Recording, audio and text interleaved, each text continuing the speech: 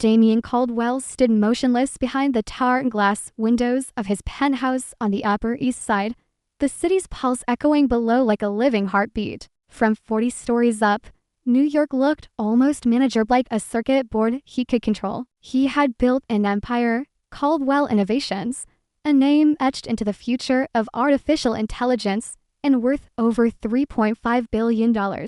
But the reflection that stared back at him in the window wasn't that of a conqueror. It was a man searching for something he couldn't name. At 43, Damien wore power like a second skin. The navy blue Tom Ford suit hung perfectly on his athletic frame, and the platinum watch hugging his wrist ticked with mechanical certainty. Everything in his life was designed, curated, and meticulously maintained, everything except his marriage. His home was a masterpiece, minimalist, modern, echoing with silence. Sunlight streamed through the enormous windows, casting clean lines on marble floors. But instead of warmth, the light only emphasized the cold. The penthouse looked like it belonged in an architecture magazine. It felt like a mausoleum. His wife, Celeste, entered the room like a whispered memory. She moved gracefully across the polished floor, her bare feet barely making a sound. Her dark curls cascaded down her shoulders, framing a face that once made Damien forget how to breathe. Her ice toes, once vivid sapphire ice, barely glanced at him now. "Morning," she said, voice polite, detached. Her tone held the kind of civility you offer a stranger in an elevator. Damien forced a smile. "Good morning, beautiful." The words tasted flat on his tongue. She didn't reply. Celeste wore a soft beige sheath dress that complemented her slender form, her elegance effortless. She stopped at the kitchen island, where their housekeeper had arranged breakfast berries, granola, yogurt, pastries, all untouched. She picked at a few raspberries while scrolling on her phone, fingers dancing across the screen like she was performing in a secret play. Damien stood beside her, sipping his black coffee. Bitterness had grown on him. Lately, it felt like everything in his life had acquired that same edge. "Any plans today?" he asked, not out of genuine curiosity, but habit. She didn't look up. "A meeting with the Violetta Foundation. We're finalizing details for the charity auction." She swiped again on her phone. "You know how these things go." He didn't. When had she started organizing auctions? When did her work as an art historian become something more than social page features and gala appearances? He had no answers, and suddenly, the realization hit him like a Slav hadn't asked about her life in months. "What's the charity?" he asked, a touch more intent in his voice. Celeste finally met his gaze. "Children's Health Horizons," she said softly. Her voice faltered, just a little, like a note breaking in a song. He saw something flash behind her ice pane. Maybe, but it vanished in a blink, replaced by her usual unreadable calm. Before he could ask anything more, his phone buzzed. A message from Oliver Grant, his longtime friend and Q. "Emergency board call. Soul acquisition tanking. 1 hour." Damien sighed. Of course, the world didn't wait just because his life was quietly unraveling. He finished his coffee, kissed Celeste's temple, a habit more than an instinct, and left for the office. The boardroom at Caldwell Innovations overlooked Central Park. The walls were made of adaptive smart glass, subtly adjusting to the morning light. Damien had spared no expense in creating a space that commanded respect. And yet, he felt none of the control it used to give him. "You look like hell," Oliver said the moment Damien walked in, throwing his jacket onto a chair. "Thanks," Damien muttered. Oliver leaned back, folding his arms. "We'll get to Seoul in a minute. But seriously, what's going on? You handle hostile investors better than whatever this is." Damien hesitated. Oliver had been with him since Stanford as roommate turned partner, the man who had grounded Damien when his ambition threatened to burn him out. Oliver had been his best man. He had toasted Damien and Celeste's wedding with tears in his eyes, calling them a once-in-a-lifetime love story. "She's been different," Damien finally said. "Distant, always on her phone. Appointments I know nothing about. Last night I heard her crying on a call. Thought I was asleep." Oliver leaned forward. "Did you ask her?" Damien shook his head. "She wouldn't tell me. Maybe she needs space." Maybe she's trying to have a life of her own. Being married to a billionaire isn't exactly ordinary. Damien nodded,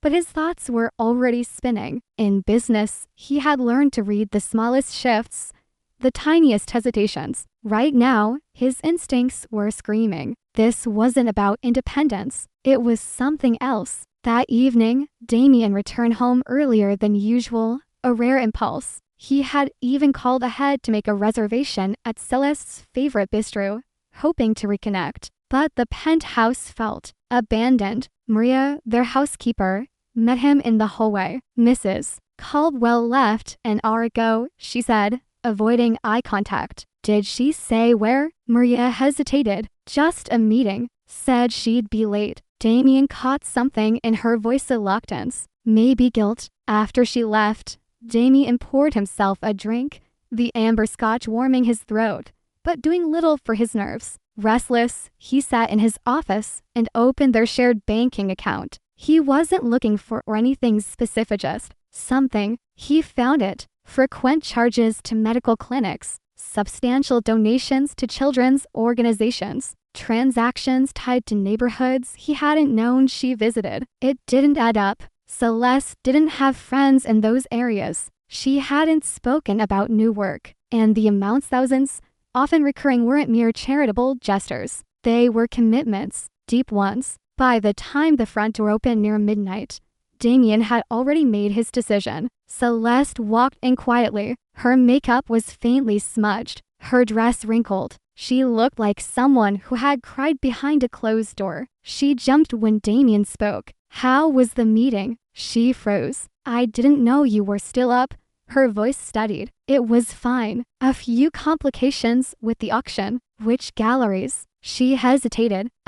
The Emery Collective and Belgrave Moderns." "You wouldn't know them." But Damien did. At least one of them, Belgrave, gone bankrupt 8 months ago. Oliver had mentioned it in passing, joking about naming rights. He forced a nod. "Right, I'm going to shower," she added, leaning down to kiss his cheek. Her lips were cold. "Don't wait up." She disappeared down the hall, and Damien reached for his phone. He scrolled through his contacts until he found the name he had buried years ago, hoping he'd never need it. Cameron Black, private investigator, discretion guaranteed. They met the next morning in a discreet cafe in Long Island City, far from Manhattan's corporate epicenters. Cameron was compact, silver-haired, and ex-military. His presence radiated quiet certainty. He listened without interrupting as Damien laid out his suspicions. "I don't know what she's doing, where she goes, who she talks to. I need the truth." Cameron nodded. "Are you sure you're ready for it? Sometimes what we find isn't what you expect." Damien didn't flinch.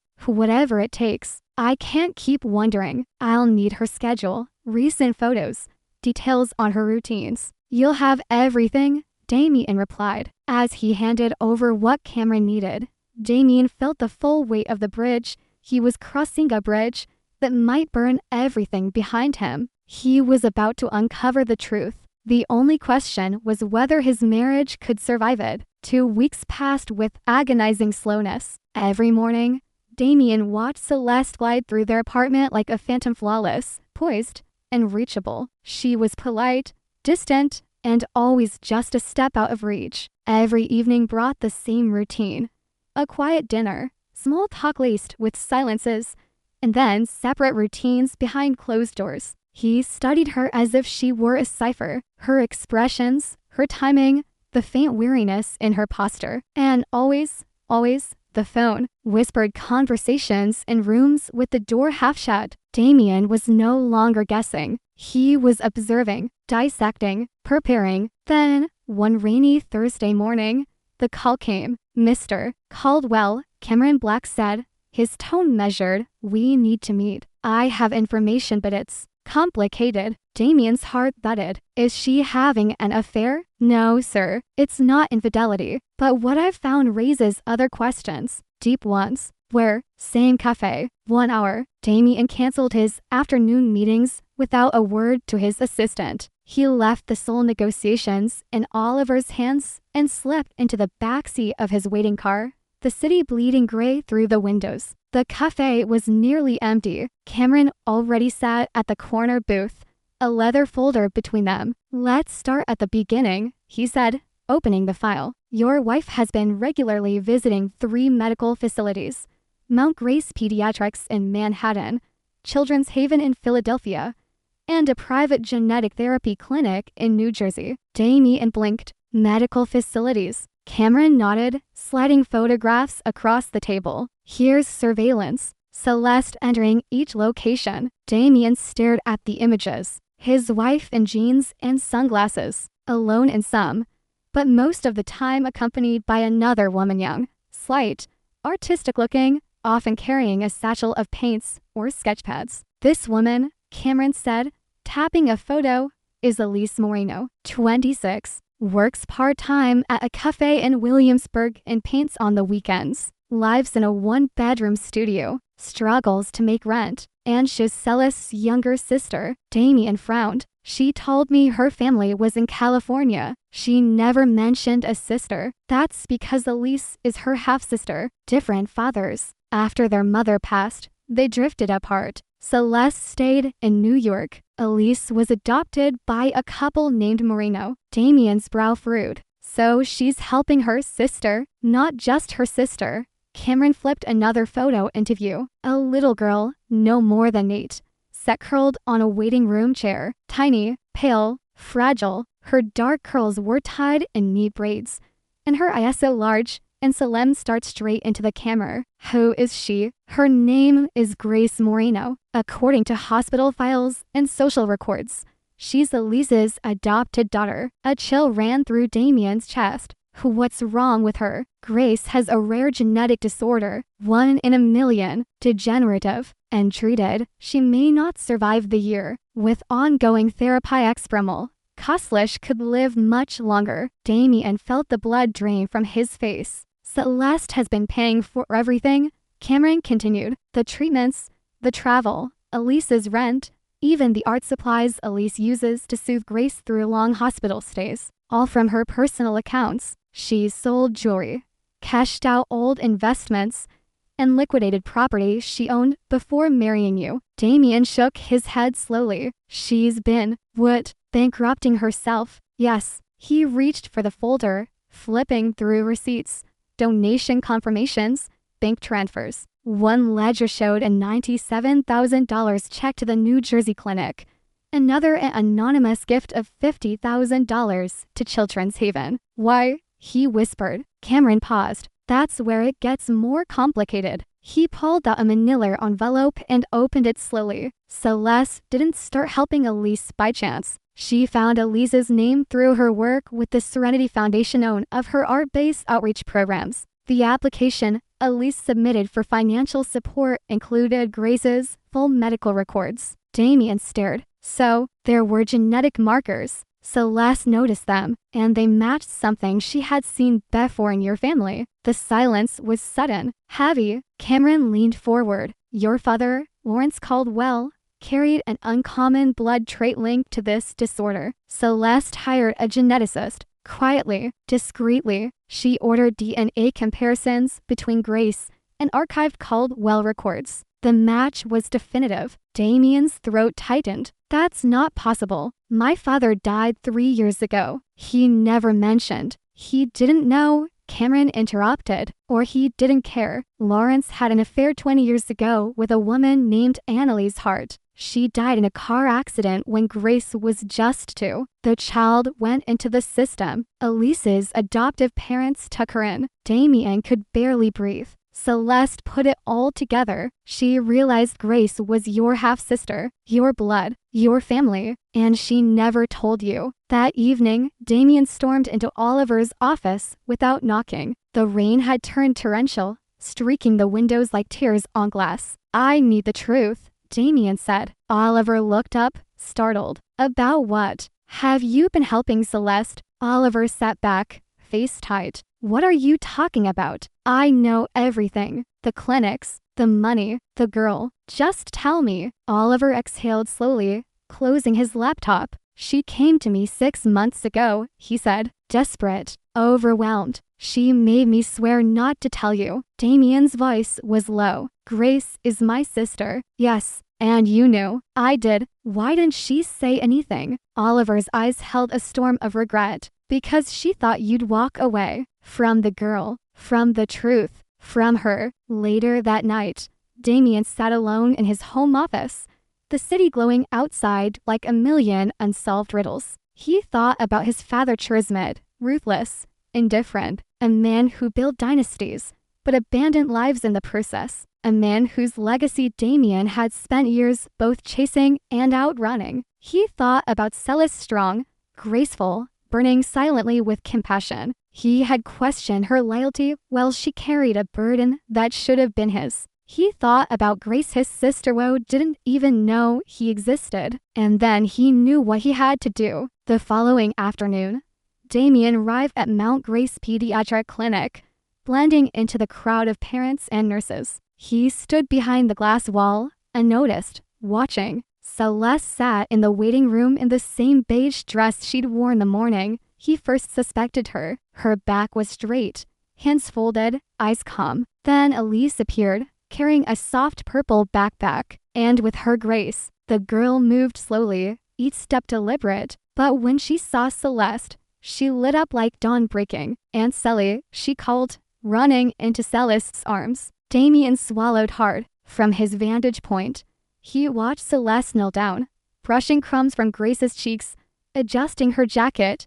whispering soft reassurances. This wasn't charity. This wasn't guilt. It was love. Elise joined them, exhausted but warm. The three of them moved with practiced choreography, a family forged through pain, not blood. Grace clutched a small drawing pad. She flipped it open for Celeste, showing a picture of butterflies in a meadow. Damien leaned against the window, unable to look away. Minutes later, the three entered the treatment wing. Damien remained behind the glass, his heart breaking and rebuilding at once. His wife hadn't betrayed him. She had saved him. Damien stayed in his car for nearly 3 hours after watching Celeste, Elise, and Grace disappear into the pediatric treatment wing. He sat in the driver's seat, the engine off, his thoughts louder than the rain pelting the windshield. He had come here to confirm a suspicion and had instead unearthed a truth so heavy it shifted the ground beneath his life.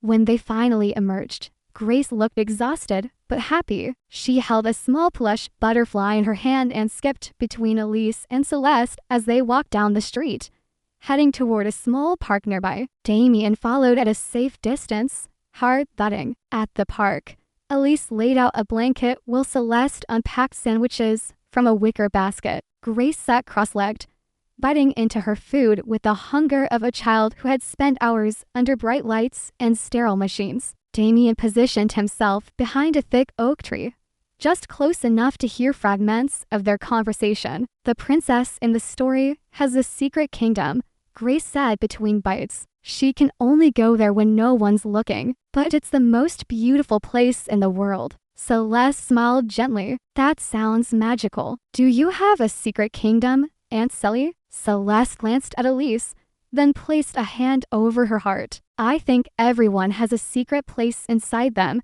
where they keep the people they love most." Grace looked thoughtful. "Is that where you keep me and Aunt Elise?" "Right here," Celeste said, tapping her chest. "In the safest place I know." Damien felt a wave of emotion wash over him so strong, he had to grip the tree to stay upright. His wife hadn't abandoned him. She had created a sanctuary, a place where love didn't need permission, where family wasn't just inherited, it was chosen, protected, and fiercely defended. Nearby, Grace laughed at something Elise said. She looked lighter now, a small bloom of joy after a day of pain. Damien turned away. He had seen enough. For now. That night, Damien waited in the penthouse living room. The lights were dim. Rain tapped against the glass like a metronome counting down to the moment that had been building for weeks. The door opened softly. Celeste stepped inside, setting down her umbrella. She looked surprised to see him. "You're home," she said. He stepped out from the shadows, calm but firm. The charity auction must be exhausting. Her body stiffened, and her fingers clenched the handles of her purse. It has its challenges, she said cautiously. Damien's gaze didn't waver. Tell me about Grace. The name struck her like lightning. Celeste's lips parted, but no words came. Her knees gave out and she sank into the nearest chair. Her carefully crafted forehead shattered. How long have you known? She whispered. I hired a private investigator. He admitted. I thought you were hiding an affair. And now I know you were hiding a truth that wasn't yours to carry alone. Celeste began to cry quiet, graceful tears, but the kind that shook her frame and made her seem smaller, human, vulnerable. I wanted to tell you so many times, she said between sobs. I started to, but I didn't know how. Then tell me now. Between halting breaths, Celeste unraveled the story. She had been sorting through charity applications when one file caught her eye. A young woman named Elise Moreno, struggling to pay for her daughter's rare treatments. The symptoms, the blood type, the markers, they all felt eerily familiar. Celeste dug deeper. Her instincts led her to an old genetic report from Lawrence Caldwell's medical file. She saw the pattern, then hired a genealogist, then a geneticist, then a lab. Every test confirmed it. Grace Moreno was Lawrence Caldwell's biological daughter, Damien's half-sister. I couldn't let her die, Celeste said. I couldn't ignore it, even if you might have. You thought I would turn away. I didn't know. Her voice cracked. You hated your father for what he did to you. I thought you'd see Grace as another one of his sins, not as a child who needed saving. Damien knelt before her and took her hands. They were cold, worn, not from neglect, but from carrying too much for too long. You protected me, he said, but you also saved her. And Elise, you saved a family that didn't even know it had you in it. I lied to you. You loved me,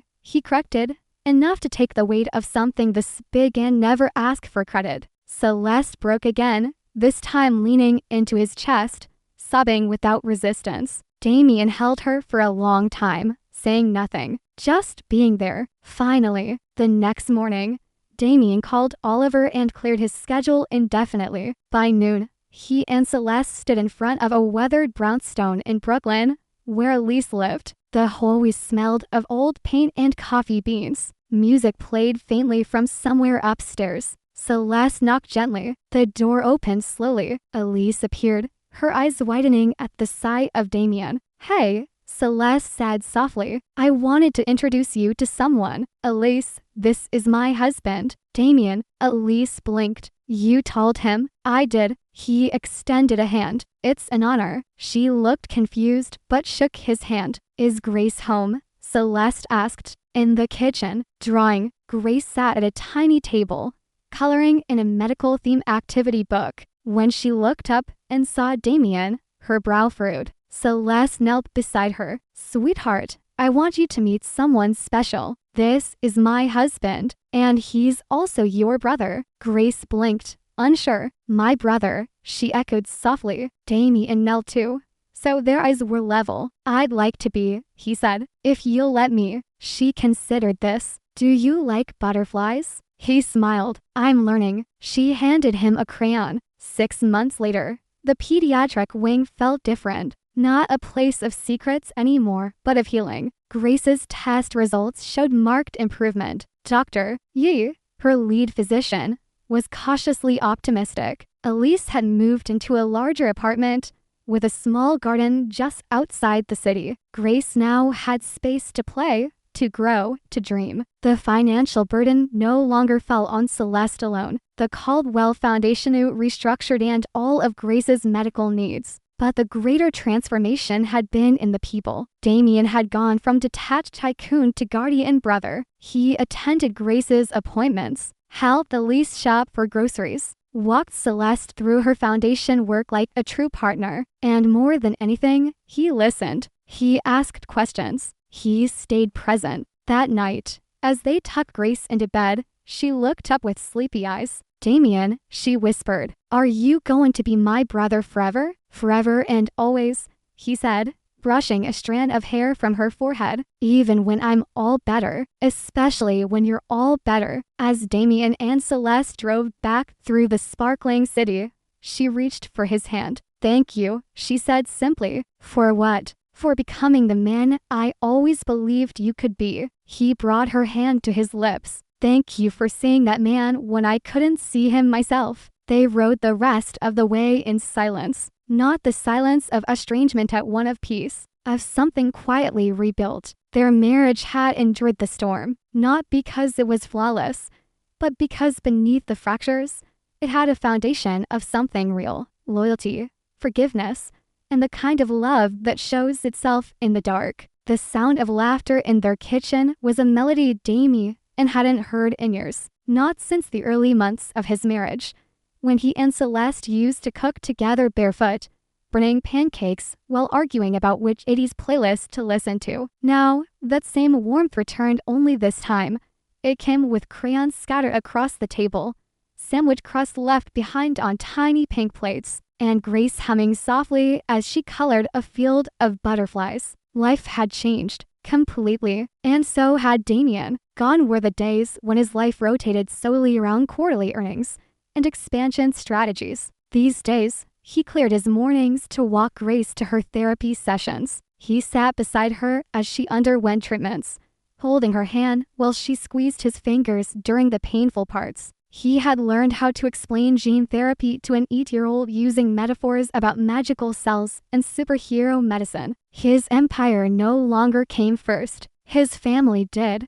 Celeste noticed the change in him almost immediately after that first visit to Elise's apartment. It wasn't just that Damien had embraced Grace. It was the way he embraced everything. He started asking questions about the Serenity Foundation, about her work in identifying at-risk families through the arts. He helped her digitize their donor outreach process, rewriting their back-end database over one sleepless weekend. He even sat through the entire board meeting without checking his phone once. One night, as they lay side by side in bed, Celeste turned to him and whispered, "Why didn't we have this before?" Damien stared at the ceiling. "Because I was trying to become the man my father never was, and forgot to become the husband you needed." Celeste reached over, entwining her fingers with his. "You're here now." Meanwhile, Elise was blooming in her own way. With financial stress lifted, she took on a few weekend gallery commissions. She started hosting free art classes in the community center near their new home. Damien had insisted they find her a better space somewhere closer to Grace's school,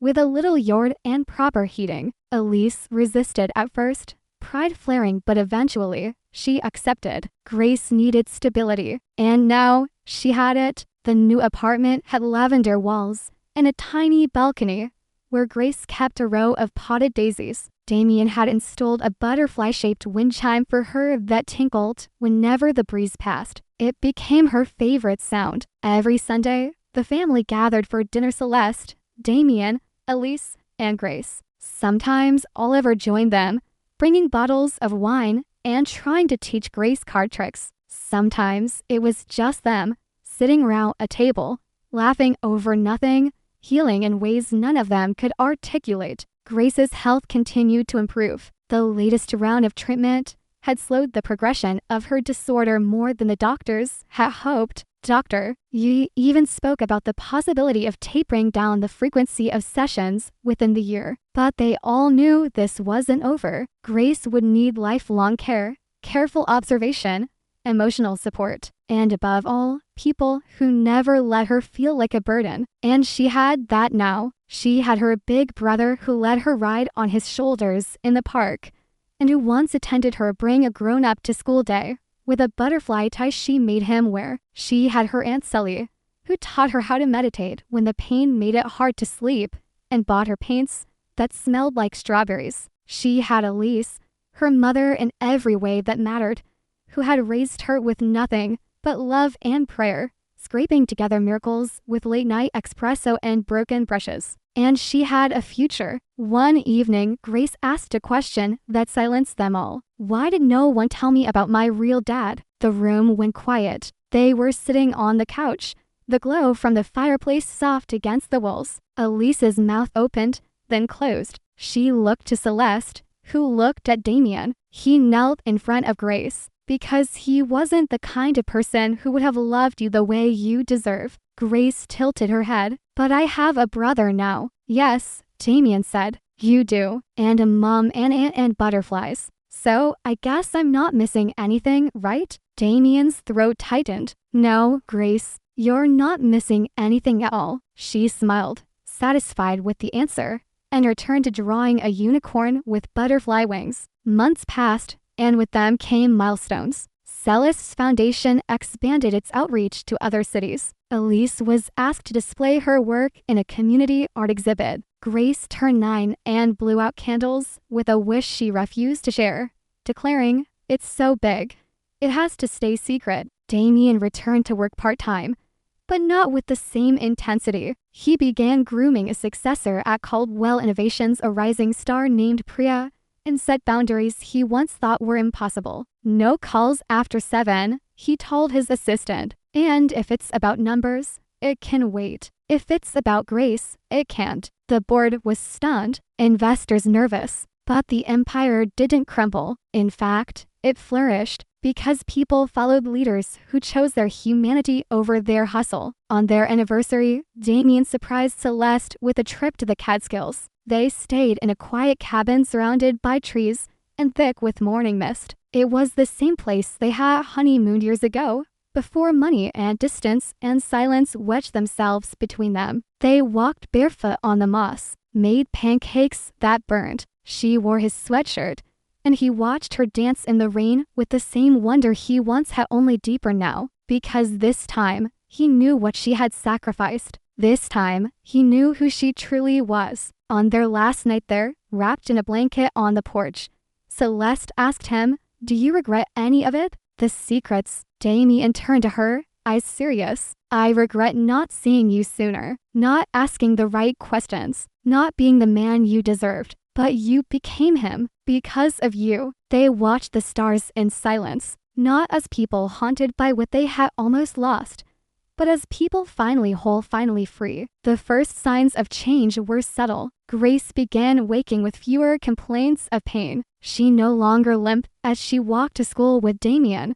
Her energy returned, slow but certain, her laugh louder, her coloring more vivid. The circles under her eyes softened, her appetite sharpened. Hope, once a fragile flicker, began to catch fire. Dr. Yi was the first to put it into words. "Grace's progress," he said, flipping through her charts, "is nothing short of miraculous." Celeste, Damien, and Elise sat across from him in the hospital office, their hearts clinging to every syllable. The pediatric specialist tapped a graph, his tone measured yet warm. "Her white cell counts are stabilizing. The latest therapy cycle has shown systemic improvement. We might be entering a plateau." Elise clutched Celeste's hand under the table. Damien leaned forward, barely breathing. "What does that mean?" he asked. "It means the treatment is working. She's still vulnerable, yes, and her condition remains chronic. But this is what we were praying for." Celeste whispered, "She's going to live. She's going to live longer than we feared, Doctor." Yi said, "Much longer, and we'll keep fighting for more." Back at Elise's apartment,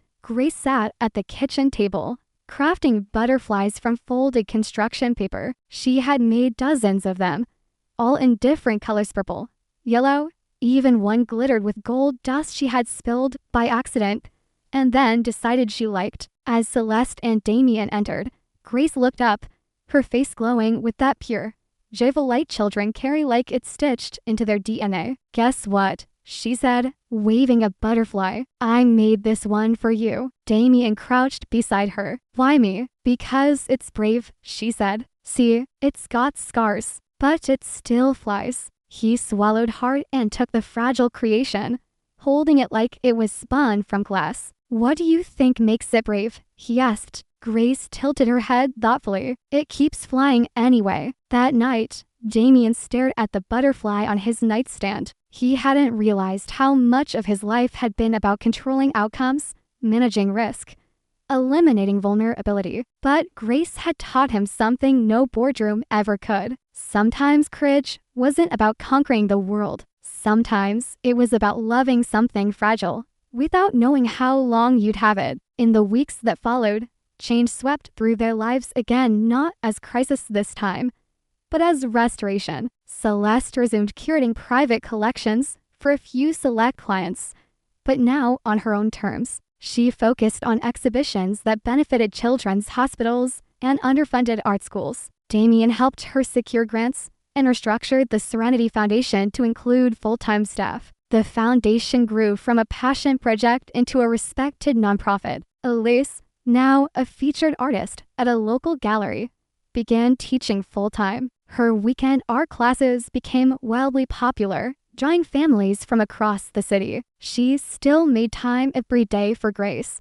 refusing to let her schedule overshadow what mattered most. And Grace bloomed. She started a journal filled with sketches and secret thoughts, many of them about butterflies, clouds, and places she imagined when machines beeped loud in the hospital. One entry, which Elise later shared with Damien and Celeste, read, "If I ever get all better, I want to fly with real wings. Maybe not the flappy kind, but the kind that people grow when they help each other. I think my wings are made of family." The family's Sunday dinners continued. They became sacred. Sometimes Damien cooked. Other times, Celeste ordered in. Grace insisted on setting the table herself, placing a crayon drawing beside every plate. They ate, they laughed, they danced, sometimes literally, with Elise teaching Grace how to waltz in the living room while Celeste clapped and Damien pretended to be a very confused prince. One night,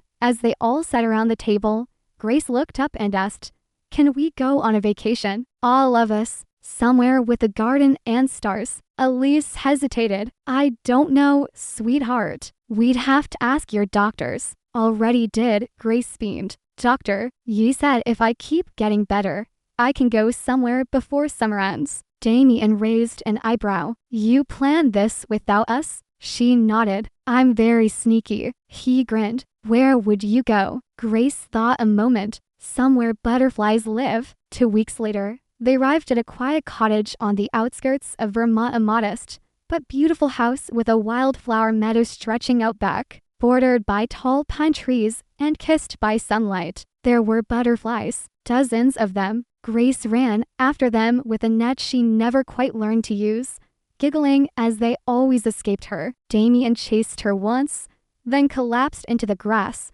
laughing so hard he cried. Celeste captured the moment on camera, a father figure and a sister with no shared blood, connected by something far more permanent choice. That evening, they sat around a fire pit. Elise roasted marshmallows with Grace. Celeste leaned against Damien's shoulder as he stared into the flames. "Do you ever think about your father?" she asked gently. Damien took a deep breath. "Less and less, not because I forgive him, but because I've stopped needing answers from him. I've built something he never could." She looked up at him. "Like what?" "A real family." The next morning, Grace woke early and padded into the kitchen where Damien was making pancakes. "Can we stay here forever?" she asked, hugging him from behind. He bent down and scooped her up. "Maybe not forever, but we'll always come back." She played with his collar. "You know what I'm going to do when I grow up?"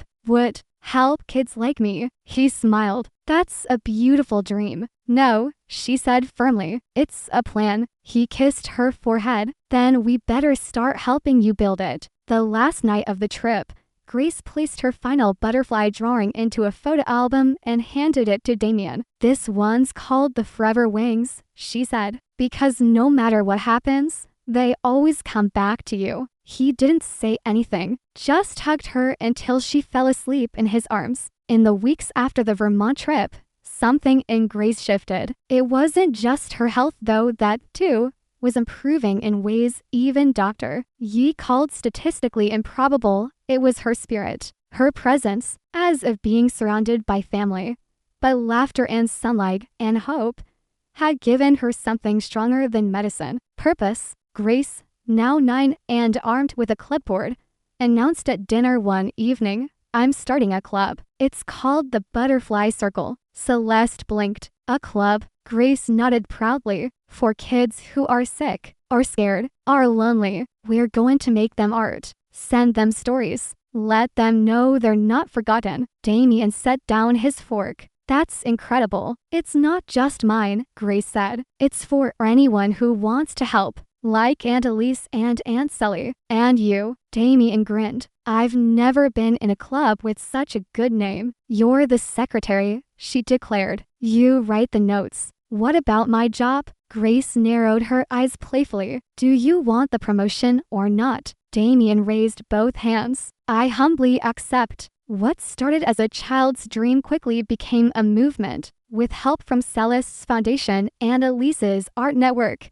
the Butterfly Circle launched online. Within a month, it had over 300 volunteers across the city. Children created cards and drawings that were hand-delivered to hospitals, orphanages, and shelters. Elise organized community art days. Celeste helped fund art supply drives. Grace, ever the leader, insisted on writing a personalized note for every single butterfly card that went out. Even if they don't know me, she said, they'll know someone does. And they did. Letters started pouring in, from children in treatment, from parents of kids too young to understand the kindness they were receiving, from nurses, teachers, and doctors. One note read, Dear Grace, I haven't seen my daughter smile in days. Then your card came. She taped it above her bed. Thank you for reminding her that there's still light. Damien watched it all unfold with quiet awe. He had once thought legacy was built in market share and industry accolades. But now, he understood, legacy was found in the hearts you changed,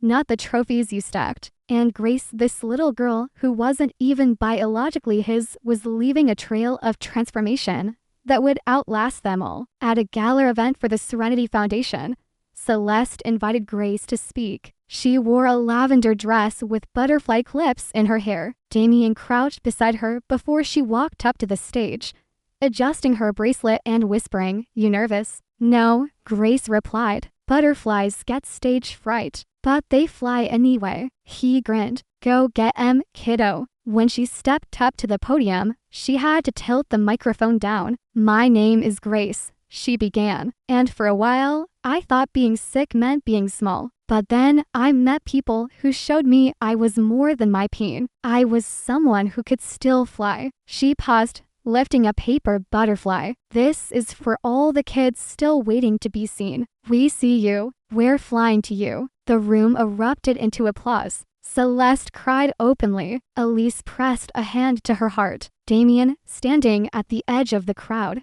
could only smile through blurred vision. It was the proudest moment of his life. After the gala, a publishing agent approached Celeste about turning Grace's story into a children's book. At first, the idea felt intrusive, exploitative, even. But Grace had her own answer. I want kids like me to know they're not alone. If a book helps, then yes, but only if I get to draw the butterflies. The book was titled Forever Wings. It launched 6 months later. It became a New York Times bestseller within 3 weeks. All profits went to the Butterfly Circle and other pediatric care organizations. Meanwhile, Damien made another quiet decision. He stepped down as CEO of Caldwell Innovations. He didn't hold a press conference, no staged photo op, just a handwritten letter to his board and a final meeting where he thanked every employee who helped him build something powerful. He handed the reins to Priya and told her, run it with your heart, not just your head. Then he walked away. To most, it looked like a billionaire retreating from the world. But for Damien, it was the beginning of the life he had almost missed. Now, mornings started with pancakes shaped like butterflies, followed by walks to school and quiet coffee with Celeste on the balcony. Damien began mentoring young entrepreneurs through a nonprofit startup incubator. He used his business mind to help others build, but this time, without losing everything that mattered in the process. At night, he read Grace to sleep, or listened to her talk about science and art and what color the sky really was if you stared at it long enough. She was his sister, but more than that, she was his redemption. One afternoon, as they sat in the park together, Grace looked up at him. Do you think you would have helped me if you knew from the beginning? Damien considered this. I think I wanted to be the kind of man who would, but maybe I wasn't yet. So what made you ready? He smiled. You. As spring turned to summer again,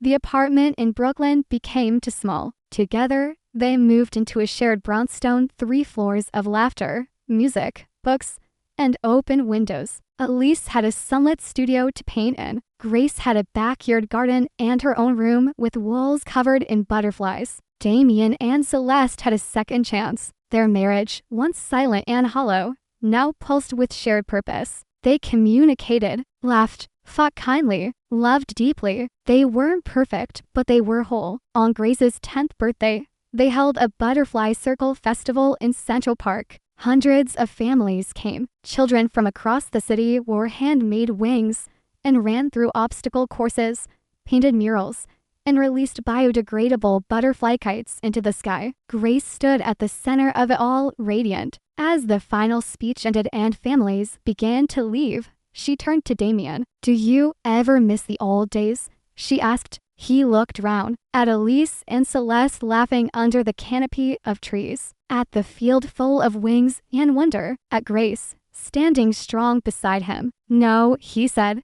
"This is exactly where I was always meant to be." The golden summer days faded into the kind of autumn New York seemed to perfect each year. Crisp air, amber trees, and the occasional gust of wind that made the city feel softer, somehow less steel and glass, more candlelight and quiet smells. For Damien Caldwell, this season no longer symbolized endings. It was the beginning of something lasting, something whole. His mornings still started with Grace knocking on his bedroom door, hair wild, a sketch pad in one hand and questions in the other. Do butterflies dream? What if leaves are falling because the trees are letting go of summer gently? Can I design a butterfly circle shirt with glow-in-the-dark paint? The answer was always yes. Grace had become a local figure, a beacon of strength, resilience, and childhood wisdom. She spoke at school assemblies, visited pediatric wards, and even led a small butterfly garden planting initiative at a cancer clinic uptown. But beneath the joyful exterior, her body still carried fragility. The treatments continued. The checkups remained routine. Some days were hard. On others, she soared. Dr. Yi called her the miracle with messy pigtails. Damien called her Little Light. One afternoon, as Celeste prepared for a gallery presentation of Elise's new series titled Wings of Grace, she pulled Damien aside in their kitchen. "I want to talk to you about something," she said, stirring tea leaves into a ceramic pot. "Anything," he said, "except going back to a no-carb diet." She smiled but didn't laugh. Her eyes softened into something uncertain. "I've been thinking a lot lately about motherhood." Damien stilled. "I've always said Grace and Elise were enough, that my work was my way of mothering the world. But watching Grace grow, watching you become her brother, it's awakened something in me. I don't want it to end with her." He took her hand. "Are you saying you want to adopt?" She paused. "Maybe, or maybe we try ourselves." Silence stretched between them, not tense, just vast. "Celeste," he said carefully, "you've sacrificed so much. Your body's been through more than I can count. If this is what you really want, then I'm with you, all the way. But I need you to know I don't need a biological child to love more deeply. You already made me a father." Tears welled in her eyes. "I know," she whispered, "but I've never seen you like this. And I've never felt more ready." A month later, they sat together in a small room with a fertility specialist, not because they were in a rush, but because they wanted to be informed, mindful, present in every choice. After the tests, the doctor leaned back and offered a gentle smile. "You're both healthy. It won't be an easy journey, but it is possible." Celeste squeezed Damien's hand. Hope, once so complicated, began to bloom in another direction. When they told Grace, she was quiet for a long moment. Then she looked up from her drawing and asked,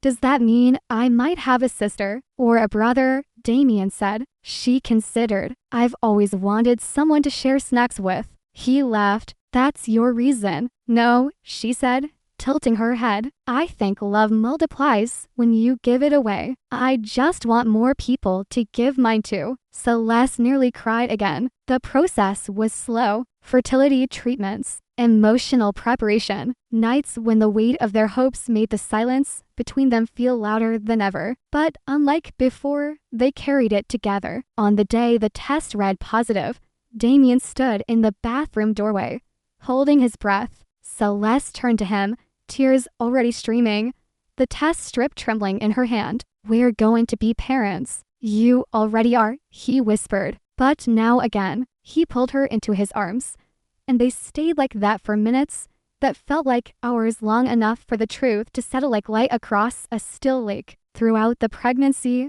Grace became the family's unofficial coach. She painted a mural on the nursery while a giant butterfly cradling a sleeping baby inside its wings. She read books about sibling bonding, made playlists of lullabies, and told Celeste every night, "The baby can hear us, so talk nice." By the time the third trimester arrived, Damien had built an entire library of bedtime stories filled with hand-drawn illustrations Grace had colored in, each one featuring a butterfly who protected a small egg until it hatched into something magical. On a rainy morning in early May, Celeste went into labor. Elise stayed with Grace while Damien accompanied his wife to the hospital, his hands never leaving hers for more than a second. 10 hours later, a soft cry echoed through the delivery room. A girl, the doctor said. "She's perfect." They named her Lena Hope Caldwell because she was both. When Grace first held her,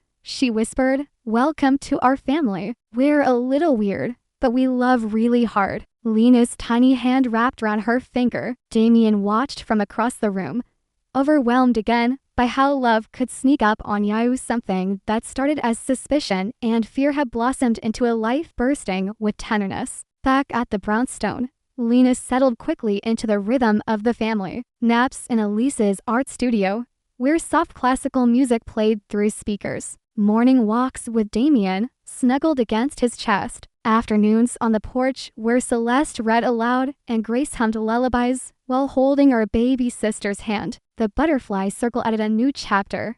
Lena's letters, notes written to newborns in neonatal care units, celebrating their first breath, first heartbeat, first fight for life. Grace wrote every letter as if she knew exactly how fragile beginnings could be and how miraculous. On Lena's first birthday, they held a quiet garden party. Just family, close friends, neighbors, and volunteers from the butterfly circle. Grace stood to give a toast, wearing a blue dress and sparkly sneakers. "I want to thank Lena for being born," she said, holding her cup of apple cider high, "because now I have someone to pass my crayons to when I outgrow them." Everyone laughed, but Damien knew what she meant. Lena had brought something eternal into their home, a future with wings wide open. That night, after cake and laughter and soft lullabies, Damien stood by the window, Lena asleep against his chest. Celeste came up beside him, slipping her arm around his waist. Outside, the city twinkled. Inside, the house felt like a symphony of everything he'd once thought he'd never have: a wife who chose him, a daughter who inspired him, a sister who needed him, and now, a new life depending on him. He looked down at Lena and whispered, "I hope I've become the man you deserve." Celeste heard him and whispered back, "You already are." 10 years passed like the flutter of butterfly wings. Time, once measured in medical charts and whispered prayers, became something gentler, filled with first words, first steps, first days of school, and the soft rhythm of a family that had found its place in the world. Grace Moreno Caldwell, now 19, stood before a lecture hall at Columbia University, her notes trembling slightly in her hands, not from fear, but from the weight of everything this moment meant. Her voice, though steady, carried that familiar mix of softness and steel that had always set her apart. "When I was 8 years old," she began, "I used to wonder if I would live long enough to have a favorite book, or fall in love, or eat dessert after dinner without feeling sick. I used to think being fragile meant being small." A pause. "But now I know fragility isn't weakness.